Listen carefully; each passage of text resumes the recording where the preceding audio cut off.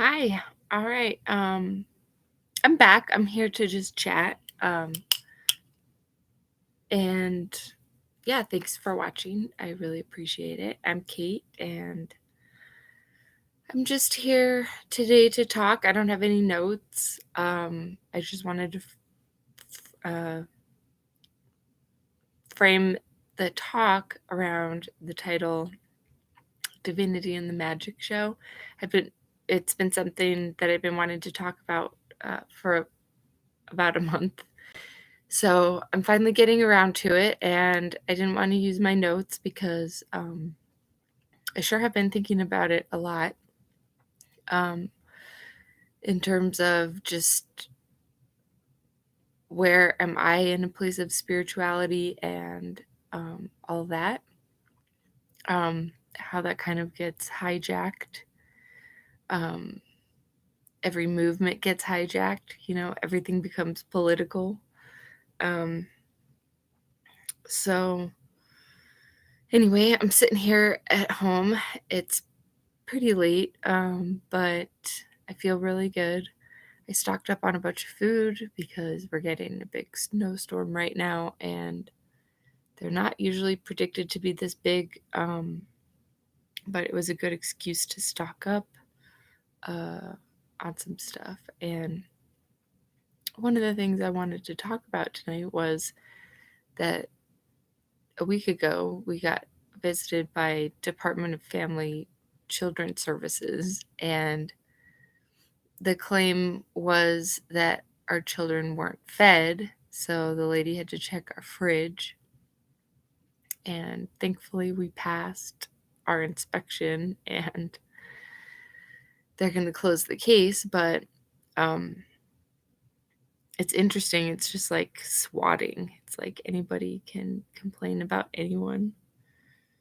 And so, to say the least, it was a humbling experience, and I'm just trying to be grateful. So, definitely grateful to have CJ here. Thank you for watching. Um, my last show with CJ was great. Hopefully, we'll do those more. And for now, I want to keep the whole thing I'm doing very low budget. I have a lot of bills to take care of and kids to take care of. And so, if I'm going to do this, I'm going to keep it on the low budget, keep it real, keep it authentic.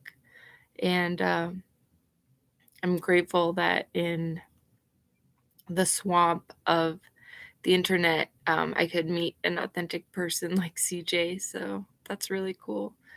I was talking to a friend the other day, and I'm hoping to get him on stream. But I get it. Some people want to maintain their anonymity, and some just don't really want to talk. But I think he's close. So hopefully that will be coming up soon. Get some other friends in the mix and just kind of talk about these abstract conversations, because I don't know that there's a place for them in the neat and clean way that sort of humans have adapted ourselves to, want everything labeled, organized, categorized. I was just listening to a talk about just that, about, just collecting all of our data, that everything could be information. And that's interesting because, I've been fortunate enough to grow up around a lot of different uh, uh, people with, not just different races. I think we conflate race with culture and stuff like that all the time. We tend to conflate, one thing with, a whole myriad of things sometimes. So, I met lots of different people from all kinds of different backgrounds, different religions. And I'm just fortunate for that, because I've heard people share their honest opinions, and those opinions have made me think, and those things still ring around my head years later with all those folks that I've gotten to run into in my life. And so, I mean, certainly I'm somebody that just cannot forget any of their mistakes. So if I've ever done anyone wrong, like, I'm I'm punishing myself every day. I mean, especially to think that there's stuff I didn't even realize that I did to folks, my actions um affecting somebody negatively, and then not even knowing it, like just that kind of butterfly effect. And so I was really thinking about that this past week, because today our caseworker came by just to do a double check, get some paperwork that we needed to provide her. And she said she was going to close the case and it was all good. But it did feel just like, it still felt so invasive, even though this caseworker, she was so professional, she was really nice. It just sucked. And it was scary. And, I think about the person that would want to have, been a helper, and like if they really had that concern for any of my family members, for my kids, um like, I guess I just find it, one, it's too bad that someone couldn't just come and talk to me, um and reach out, um and we're tending to build all these kinds of different walls, all these kinds of different definitions, um that it just seems to be so dangerous. And especially, okay, because this person thought they were helping.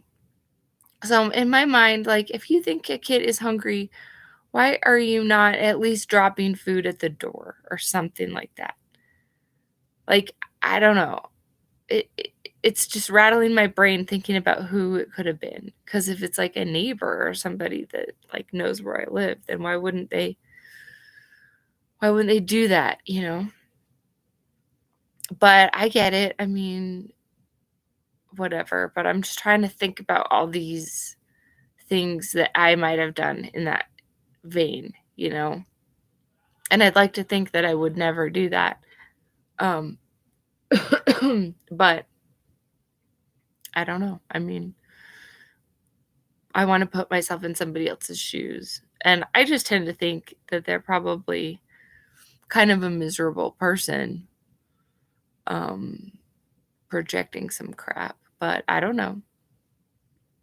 I'm just trying to think about it from a space beyond, like, just me feeling sorry for myself or something, or feeling attacked, because I was feeling attacked. Um, and my husband too. And if anything, it was a kick in the butt for us to just, clean up.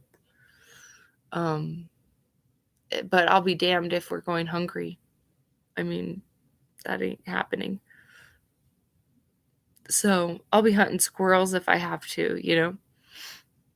I'll do whatever's necessary to feed the kids. I mean, hence why I'm scooping dog poop, because, I wanted to have like somewhat of a humble job and not have to deal with a lot of the tediousness that goes on with some jobs. Like, I can't sit anywhere until like 5 o'clock rolls around or 6 o'clock rolls around. That drives me nuts. So I like having a job where I get paid by the hour, but I'm done when I'm done. I'm done when I complete all the tasks.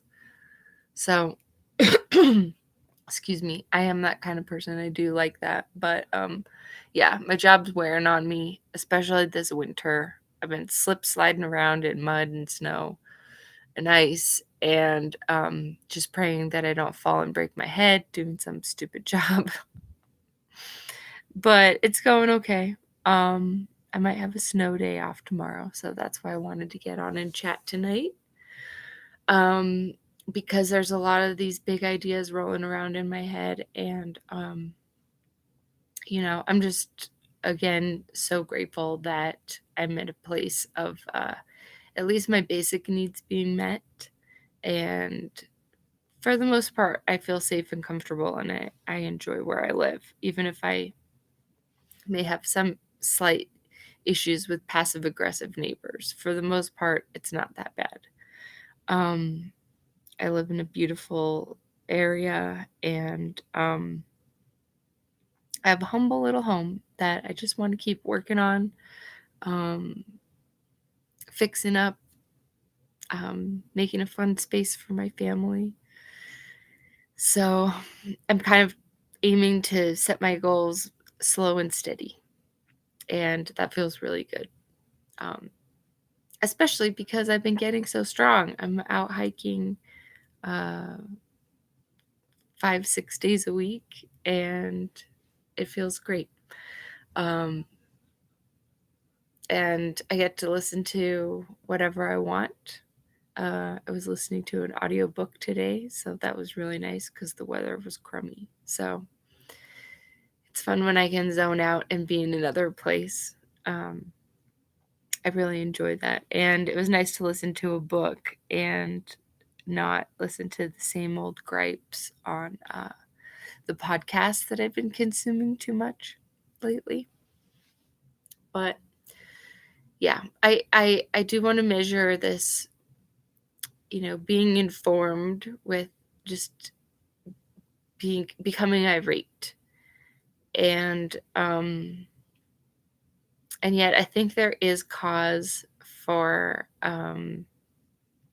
people being uh somewhat jolted into deciding, hey, I'm opting out of that. You've gone too far, you know. So to opt out is an action. Um and I think it does us well to continue to try and listen to as much as we can from different points of view, because it's like with a big storm warning these days. Like, you still want to listen to different you know the different weather reports. You don't want to listen to just one. And you also want to have supplies on the ready for the absolute worst situation, just in case. um so yeah, just with all the extreme news and things, I'm wanting to be prepared. um it's just a crazy time for me personally, for the world. And I'm really humbled that I am in a place of a really solid foundation, because like I think back to just the time in which I would have graduated college, and I didn't graduate college, but um that would have been around 2006. And I just started to work. And I had really cool jobs, and I worked at the University of Utah for a long time, at their PBS station, their local station on campus. And so, although I never graduated from college, I had somewhat of the college experience, and lived in the dorms for 2 semesters, and uh, had campus job. And um, I was walking around my freshman year recording classes on VHS tape with a camcorder. Um, so CG says today it started raining while the sun was out. Yeah, that's Utah. That's funny. Yeah, sometimes our storms aren't so just doomy, gloomy, and gray. We'll get these, patches of sun. Um, but yeah, we are getting dumped on right now. We're getting a huge snowstorm, and luckily it's not too windy and crazy, but it's just a bunch of fluffy, fluffy snow. And today it was rain all day, a very light drizzle of rain all day. So I was lucky that the snow part held off until I got home this evening. Um, but it's really coming down, and I'm glad that I don't have to go anywhere tomorrow. Um,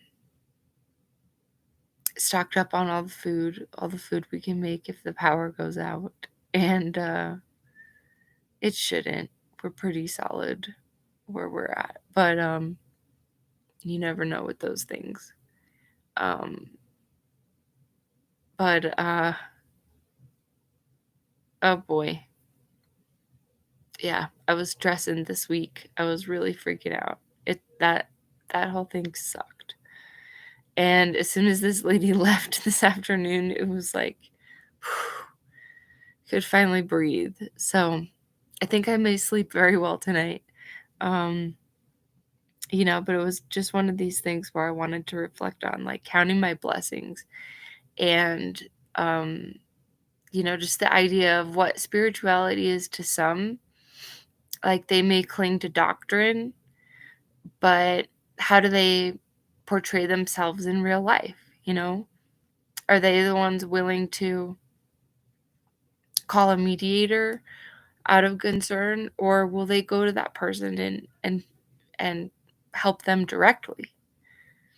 you know and what kind of person do I want to be, and how do I want to serve the world?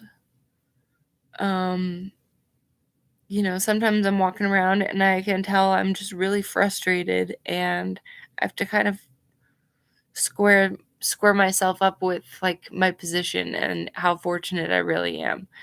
Like, I have to work outside all day, but every, like, 15-20 minutes, I get to go inside of a car, get a coffee break, snack break whenever I want. Um, I have privileges with my shitty job. Um, so I'm just trying to take all things in that kind of stride. Um, and I'm especially grateful of my sweet clients that do tip or give me 5 stars, and write a sweet comment or open the door just to say hi to me. Um, I appreciate all those little moments, and I'm glad to have a tangible job. I know it's not like, I mean, it's a for like paid service or whatever, but I feel like, it's still tangible. It's like I'm still helping somebody out with something they really don't want to do. Um, so I'm grateful for that rather than this weird digital uh, social economy that's building where, my kids want me to buy them tokens on Roblox so they can not look like a noob with their avatar looking plain. And it's like, oh my god, this is exactly what Alison McDowell's talking about. This whole tokenized future. And I'm gonna have a hell of a time convincing my kids that they shouldn't they shouldn't be into that.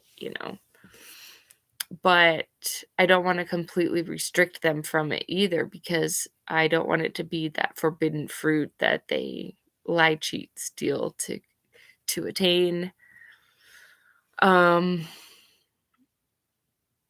so I don't know, but I'm just thinking about the challenge ahead for all of us, um just for the collective society, because I feel like the machines being so pervasive in our lives, it's not always helpful. And I just want to strike that balance with that where, we're not overmining the earth, um, and we're not waging forever wars over natural resources and power.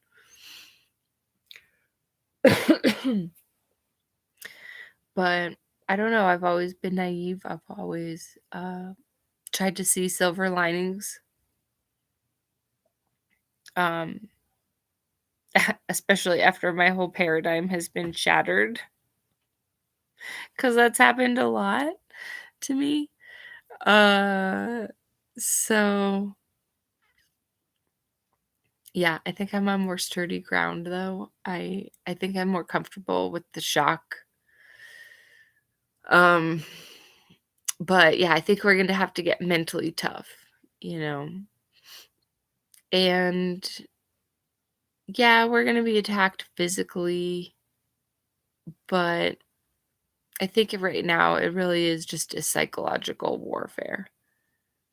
Um, from all angles. And that includes, just marketing and advertising and um, these international agreements like the World Health Organization and 160 countries signing pandemic treaties. Um, so, I'd like to see more power in local governments, local jurisdictions. Um, and Yeah, it's going to be interesting to see the United States political divides um, in the next few years because, we think of things regionally, and that's true. Like you can color a state blue or color a state red, and the politics are going to kind of follow certain lines. Um, but what's really going on is the class. It's the class wars, and so. Um, it's interesting to see, all the researchers that are doing archive work that are really digging into like who are the players, who are the people that um, own all of these companies, and who's benefiting from both sides of, you know, like um, like a really bad chemical spill, like who owns companies that clean up bad chemical spills in the water, um, for example. Um, who has to clean up and remediate old um, real estate that's sold privately, but then the new owners come to find out that it's a shit show of, you know, environmental cleanup um, costs and things like that. So, there's a lot of work to be done on the local level by all of us just to examine like what are we supporting by just living in certain places? And, um, you know, who's influencing, what corporations are influencing our local legislature? Um, things like that. So, in that way, I want to be more understanding of the local politics stuff. But I found it to be really cool to have joined a pretty solid international Discord. Um, so at least I'm getting some little bit of perspective from other places that I'd never had before. Um, so I've really been interested in that.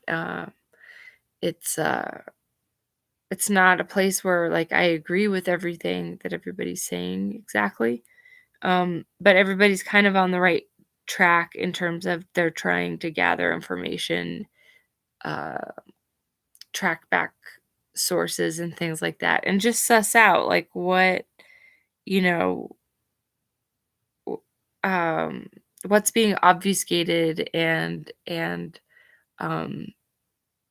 where do we need to look to get to get a better perspective.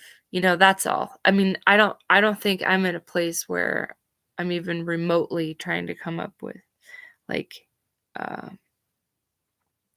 the answer, or the political position that I think I hold. I think I'm really in an exploratory pattern. Um, but I certainly see the things that I don't want, that I don't like. And I guess it's true. The older you get, the more kind of conservative you become. Um, but yeah, it's interesting. It's a real trip to think about all the crazy stuff that's going on right now. And I thought things were crazy last year when I started doing these streams. Um, a year ago tomorrow, I think. So yeah, this has been a pretty cool experiment. I'm really glad that since it started, um, I've I've really been able to expand my point of view, um, kind of see where, I was like, kind of buying into a lot of like the controlled alternative narratives. So I've come away from uh, that position, but I do think it's a process, and it's important to go through those all those steps, however you have to go through them, whatever your life experiences are, that jolt you. And you know, sometimes I think it's okay to be stuck in a place for a while, um, so that you can really explore yourself, um, once you've moved on. Um, we can't just have these rapid ascensions and then even be able to remember and reflect upon where we've come from and how we've changed. And there's those impactful moments. There's those things that happen, that that allow you to change, that allow you to change your thinking. And I just think that's so cool. And if anything, that's kind of my dream for myself as I continue to um, live on this earth. I want to make sure that um, I still have that joy when I see the sun and it's raining. Um, I want those little things to make me smile still. And I think that maintaining that in a cruel, cruel world that doesn't make much sense. Um, that's probably anything anybody could ever hope for, is just still being able to appreciate, like, those little moments. Um, so even if that's a little bit corny, um, I don't care. That's kind of my brand. Um, cheesy, corny, and authentic. So, um, yeah, I mean, but there's things that are just right in my backyard that I wish I could fix. I wish I could solve. I wish I could figure out how to help more homeless people. I wish I could uh, figure out how to, um, I don't know, have more time in my have more space in my brain for that, because it is something that I just, like, I see it and I feel bad for it, but I really don't do anything. Um, and sometimes I give money to people, but not that much. I really don't have that much to spare very often. So, that's just something I'm reflecting on, um, is, yeah, just continuing to improve the lives of the people around me. So I'm glad that I have the energy to, um, be taking, good care of myself, and, I'm feeling really strong and feeling really good, so, um, yeah, I just think, uh, it's good that I have the perspective now, to see, "Oh, man, I made some really dumb decisions," and I got embarrassed, I made a mistake, and I had to fess up to it or whatever. Um, those are the things in real life that we have to be able to learn, so we have to experience some stresses. Um, but yeah, I wonder how this is gonna play out with us constantly being bombarded with, like, there's so many more taboos in society now, which is weird.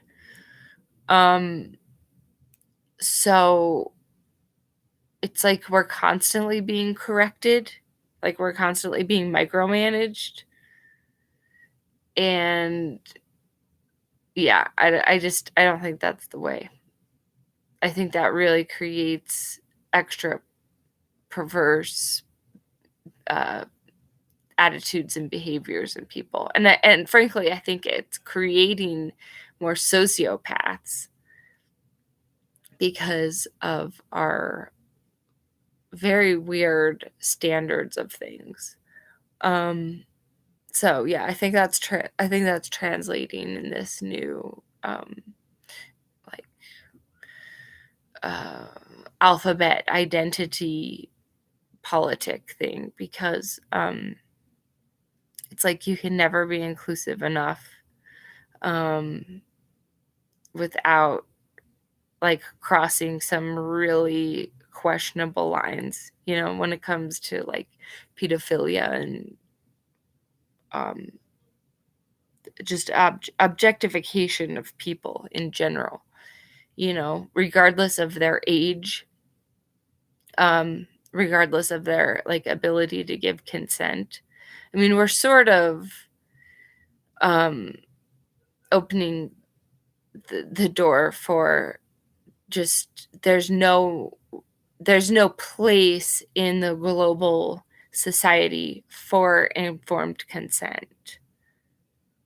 It's always like, "Oh, well, whatever is non-inclusive, so it's unacceptable."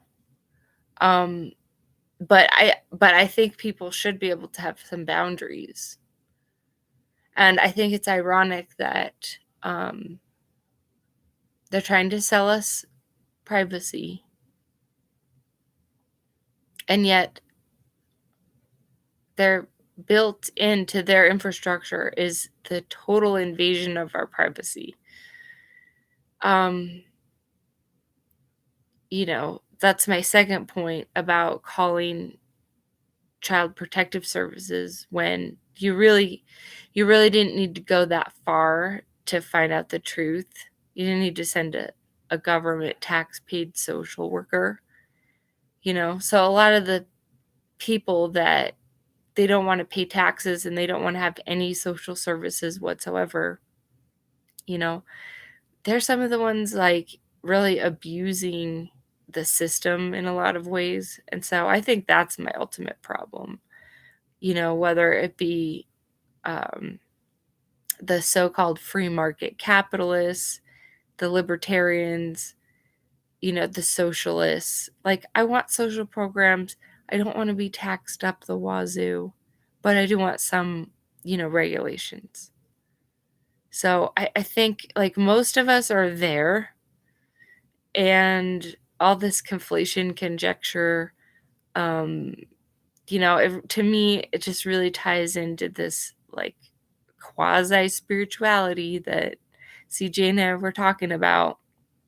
is just like pretending to be spiritual and yet having no real connections to anything real. You know, you're just adopting someone else's culture. Now, I like to appreciate culture. I think it's real. I think it has had its importance. But previously, we've read The End of All Evil, and, you know, uh, he says that culture is slavery. But I think in some ways it's the antithesis to slavery. It's what we create out of the reaction to to being controlled. Um, so that's one thing that I've been thinking about for a long time. Um, because when I was younger, I wanted to be in the counterculture, and then I just realized like how much of my innate like sense of morality um it was stealing from me, just like being in that presence of some of these people. And I mean, I would smoke weed or whatever, but I really did stay away from a lot of the other stuff because it was just weird being around these people. Um and I hung around some pretty big party animals, and I tried to hang and I never could. I could never. It just would make me too sick, and I couldn't function in real life. So, yeah, I burned out and blew some of my potential opportunities to climb up a kind of traditional career ladder, but as they say, the hindsight being 2020, I was really glad to have gotten fired from some of those corporate BS jobs, and I'm really glad that I was, you know, forced to take a vaccine to keep my job in in broadcasting for almost 2 years. They just finally dropped a lot of the restrictions, but most of those companies had restrictions for a long time, and I'm glad I didn't go back. And I miss my friends that I worked with, but I got asked to do 9 days of work at the All-Star game this week, and I'm glad I didn't. I'm glad I didn't have to drive Charles Barkley and Shaquille O'Neal from their hotel to the arena and hear them cry about how boring Salt Lake City is. Because if you think anywhere you're at is boring, then you are the boring one. Just fuck off. Like, we live in one of the most beautiful spots ever. So I'm just glad I didn't have to work with a bunch of adult babies. I'd much rather work with um, you know, my limited interactions with my clients they're the most grateful clients ever because I'm dealing with crap that they don't want to deal with. So I'm just trying to do um, my best and keep it in perspective, and it's fucking great. It really is. When my old boss called me to tell me they needed somebody for the All-Star game and it was 9 days of work. I mean, literally in 9 days I would have made what I made in 2 months. But I don't care. I didn't want to leave my company in a lurch, and I didn't want to work with those dumb babies. And yeah, it's just cool. It's cool that I have the privilege to say no to that work now, because I used to be so desperate to say yes and to give up all of my nights and weekends and potentially any any day of my life to getting that call. To I just would have to say yes. Um so yeah, I definitely feel great about being away from that time in my life because it was fun at the time. I loved it. I loved a lot of things about it, but it got old. Celebs seem annoying in general. Yeah, and luckily I've never had to deal with celebs, but no, I got offered a job to work for TNT this weekend. And so Shaq was in Salt Lake City, and there was a news article about how Charles Barkley and Shaq thought Salt Lake City was boring. I was thinking, "Oh man, if I'd taken that runner job, I probably would have been driving them around." Um, but I have met Shaq before because my folks worked for the Magic, and the last time he was in Salt Lake City, he was on the Houston Rockets roster, and I said hello to him then. But but yeah, my dad used to play like Nintendo on the Magic plane with Shaq when he was a rookie. So I love Shaq, but man, if you say Salt Lake's boring, yeah, I think you're the lame one. But whatever. I don't care. I don't care about that crap. But but yeah, it's funny. I think people are just people, and yeah, the celeb mentality of like, oh, like the normies, away from the normies, you know. So there's always going to be something like that uh, that's going to perpetuate the class warfare, I imagine. But that's another talk. Um, yeah. So thanks for checking this out. Um, I just needed to get on and ramble a little bit. Um, but yeah, CJ will be in touch. I want to do another show with you, and I hope to be doing these every week or so. So yeah, here's to my second year of my video journal. Thanks for checking them out. Have a good night.